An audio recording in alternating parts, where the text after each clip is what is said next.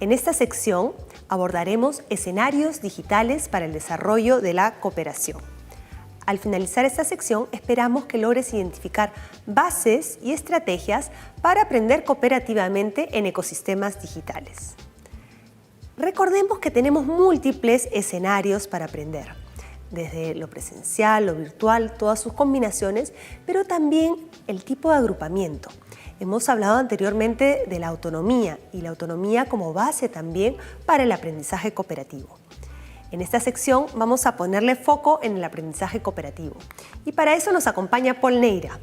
¿Qué es el aprendizaje cooperativo y cómo se relaciona con el desarrollo de competencias profesionales, Paul? Mira, el aprendizaje es por definición un aprendizaje social. O sea, es imposible profundizar en los procesos de aprendizaje si no lo haces en interrelación con otros. Y desde esa perspectiva nosotros hemos articulado un proceso que forma parte del ecosistema de formación de personas y profesionales en la UPAL, que le hemos llamado ESIP, que son 4 palabras, digamos, que tratan de graficar todo el proceso. La primera es la de experimentar y explorar, la E. Luego viene la C de la conexión. O sea, todas las personas traemos experiencias y exploramos esas experiencias cuando nos relacionamos entre nosotros. El coach mentor, el estudiante. Después de esa etapa viene la etapa de la conexión, que es la C, es en la cual se ponen de acuerdo sobre el problema que quieren resolver juntos y que las experiencias logren encontrar una solución distinta a ese problema. En tercer lugar viene la parte de la indagación y la co-creación, que de nuevo resalta el elemento de la relación y la cooperación. Y finalmente la P del prototipado, que es imposible hacer un prototipo de una solución de un problema específico si no lo hacemos en conjunto y en comunidad de aprendizaje. Eso resume de alguna manera no solo el elemento social, sino además ese factor fundamental del ecosistema de formación de personas y profesionales en la UPAL.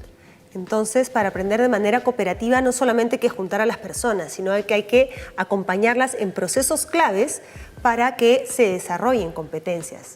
Y entonces, ¿qué estrategias usar para promover la cooperación en escenarios digitales?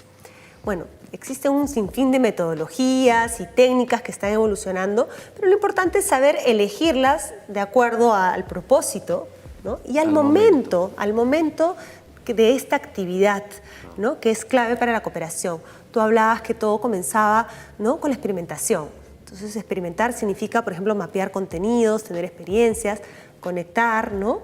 Darle un sentido.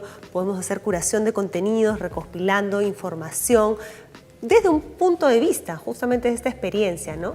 Y de ahí profundizar en la indagación y ir a prototipados, ¿no es cierto? Por ejemplo, la sucesión de prototipos que uno hace en este camino de creación, a veces tenemos prueba 1, prueba 2, prueba 3. Una herramienta excelente, por ejemplo, es usar los portafolios digitales para documentar este proceso. También podemos utilizar las narrativas digitales para contar, dar cuenta, ¿no? De esta concepción, de este prototipo, de esta solución a un problema. O utilizar herramientas de programación, el diseño de espacios digitales. Tenemos un sinfín de herramientas y un sinfín de metodologías. Pero entonces, ¿cómo elegir estas estrategias? ¿Qué criterios usar? El propósito es fundamental. Y el propósito atado a una actividad, a una acción específica que tú le pides al estudiante o al conjunto de estudiantes. Una vez que tú tienes muy clara esa actividad y ese propósito, es muy sencillo elegir la herramienta que quieres usar, ya sea en alguno de los momentos del proceso que hemos hablado del ESIP y elegir efectivamente cuál es la que más se adecúa al propósito que estás buscando. Porque la combinatoria de entre el propósito y la elección de la herramienta es la que te va a asegurar el éxito de conseguir el aprendizaje que estás buscando. Y además te va a permitir visualizar, Claro. visibilizar y compartir este aprendizaje. Y Paul, ¿y cómo evaluamos el aprendizaje cooperativo? A ver, la evaluación tiene distintos ángulos, ¿de acuerdo? Y distintas formas de aproximarse a ella. Nosotros tenemos 3 grandes formas de aproximarnos a la misma. La primera es la evaluación entendida para el aprendizaje, la segunda es la evaluación del aprendizaje y la tercera es la evaluación como aprendizaje. Arranco por la primera. La evaluación para el aprendizaje es aquella que se conoce más comúnmente como la evaluación formativa. Es la del proceso, así es la que permanentemente estás haciendo y te va permitiendo ajustar las actividades, los propósitos, las herramientas que usas.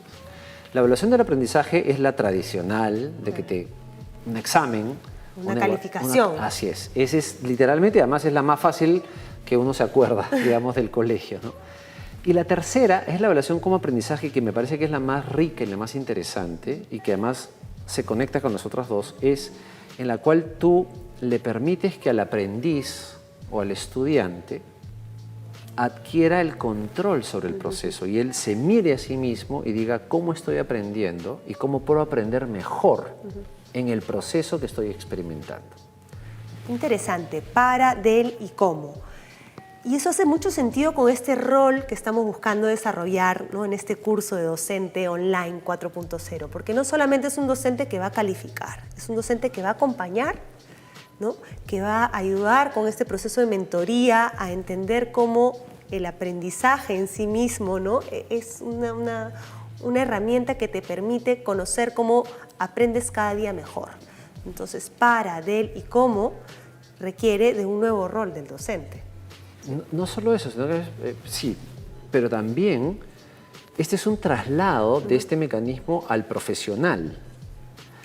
Y es que la forma de ser un mejor profesional es asumir estos tres factores de la evaluación, porque una vez que los haces tuyo y lo incorporas en el funcionamiento de tu toma de decisiones, de tu mejoramiento, de tu performance como profesional y vas mirándote a ti mismo en el proceso de la evaluación, que es el cómo, te evalúas en momentos determinados, que puede ser la evaluación de tu jefe o evaluar tú a tus subordinados, y también la del aprendizaje que tiene esta lógica progresiva.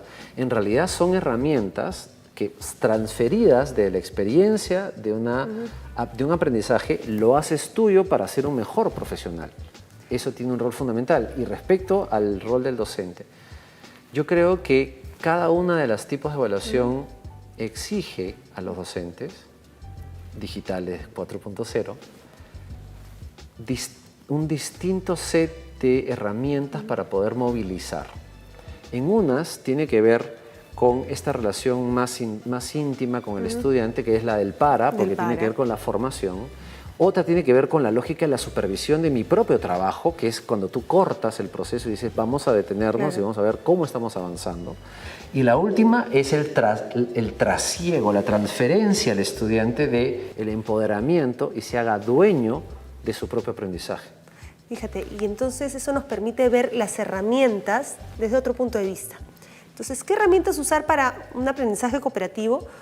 Tenemos múltiples herramientas, pero si nosotros pensamos desde el punto de vista de este proceso de aprendizaje cooperativo, podemos elegir ciertas herramientas para el proceso de exploración, ciertas herramientas para conectar, ciertas herramientas para indagar y ciertas herramientas para prototipar. Entonces, por ejemplo, Miro o estas pizarras, ¿no?, interactivas nos van a poder servir de repente para conectar, pero también para prototipar.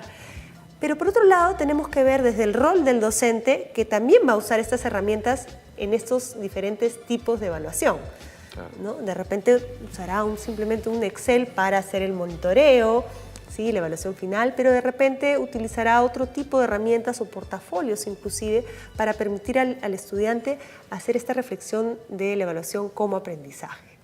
Entonces, miremos a las herramientas no como herramientas, sino como aliadas de un punto de vista pedagógico, de un modelo de aprendizaje para formar profesionales por competencias, pero sobre todo ciudadanos y ciudadanas, ¿no?, que sepan aplicar esto después en su práctica profesional. Gracias, Paul, por esta interesante discusión. Bueno, ahora es momento de cerrar el módulo 2.